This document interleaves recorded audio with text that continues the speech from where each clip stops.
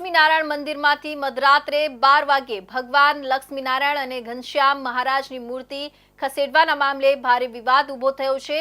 આ ઘટનાને લઈને સુરત સત્સંગ સમાજે નિત્ય સ્વરૂપદાસ સ્વામી સામે ખુલ્લો પડકાર ફેંક્યો છે। સત્સંગ સમાજે સવાલ ઉઠાવ્યો છે કે જો મૂર્તિ ખસેડવાની શાસ્ત્રોક્ત વિધિ હતી તો પછી હનુમાનજી, ગણપતિ બાપા અને ભગવાન શિવની મૂર્તિઓ કેમ બંધ રાખવામાં આવી? જો આ વિધિ શાસ્ત્રોક્ત અને નિયમસર હતી તો આખા મંદિરની મૂર્તિઓ ખસેડાઈ હોત। સત્સંગ સમાજે નિત્ય સ્વરૂપદાસ સ્વામી પાસે જાહેર મંચ પરથી ખુલાસો માંગ્યો છે। સમાજની માંગણી છે કે શાસ્ત્રોક્ત સિદ્ધાંત અને નિયમો અનુસાર મૂર્તિ ખસેડવાનો કારણ સ્પષ્ટ કરવામાં આવે।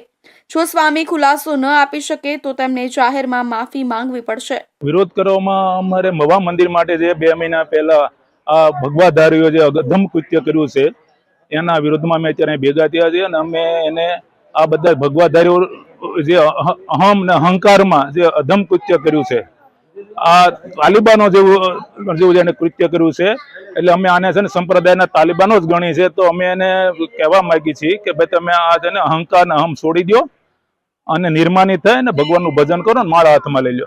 અમારે લક્ષ્મીનારાયણ દેવ અને ઘનશ્યામ હરિકૃષ્ણ મહારાજની મૂર્તિ સવાર રાતના 12 વાગે ઉઠાવી ગયા અને ગણપતિ, હનુમાનજી અને શિવ શંકર ભગવાનની મૂર્તિ ત્યાં રાખતા ગયા। એ અત્યારે 2 મહિનાથી અને આરતી, થાળ કે પૂજા કોઈ થતું નથી અને એવું એને અધમ કૃત્ય કર્યું છે।